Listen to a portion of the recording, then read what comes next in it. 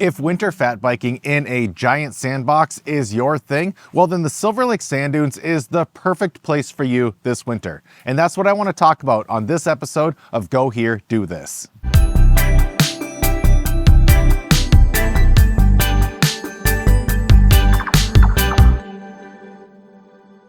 Have you ever had the chance to see Silver Lake Sand Dunes in the winter? Well, that's what makes this so unique. And that's why I'm pairing this with Ludington Bay Brewing Winter Sage. See, this is first curve, and then you add a hint of sage, and then it feels like a brand new winter experience. Much like the Silver Lake Sand Dunes, you may take something that you're already familiar with, and then you add just a touch of winter, and everything changes. The Silver Lake Sand Dunes sits on the shore of Lake Michigan, and it is nationally known for its ORV scramble area.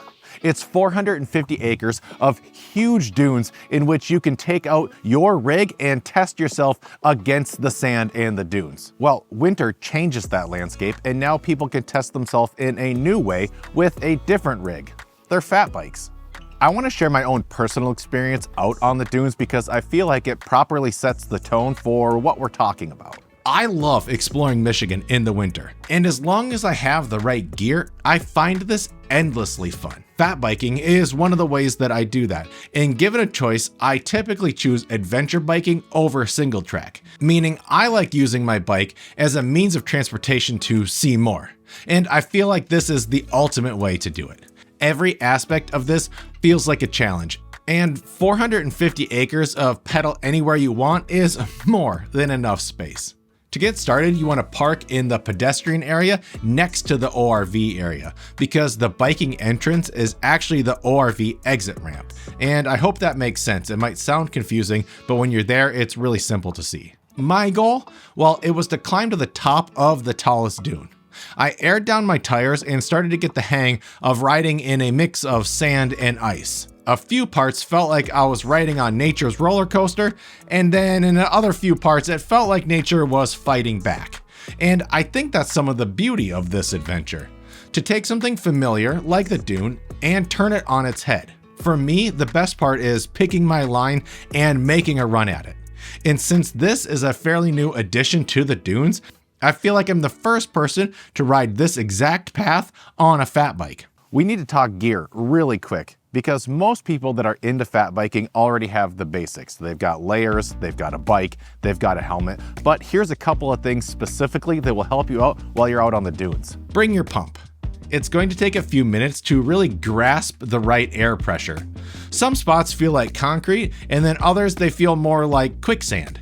And I found that slightly less pressure than what I typically use while winter biking worked best. Next, make sure to bring one more layer. Not only is this entire area exposed to the elements, the dunes are elevated so the wind can really cut right through you. And I 100% recommend goggles. Not only does it help cut down on the face exposure, but it also helps stop any sand cresting over the dunes and hitting you directly in the face. Now back to my story a little bit, because I did mention that my goal was to climb to the top of the tallest dune, and this was not easy, but it was so worth it. So just let me have my Rocky moment. All right, we have to go like 50 more yards to be at the very top.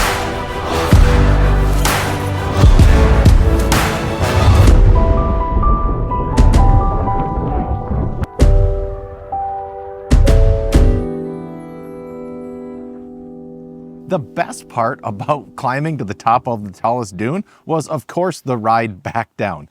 This is pure joy. And when you're done with that, I would recommend heading 30 miles up the road to Ludington Bay Brewing so that you can try Winter Sage yourself. Because like I said earlier, taking a Michigan classic like First Curve and adding just a touch of winter makes everything brand new again and is worth coming back to time and time again. Thanks to Ludington Bay Brewing for their continued support because they help make videos like this possible. And thanks for keeping us stocked up on our provisions. And until next time, cheers.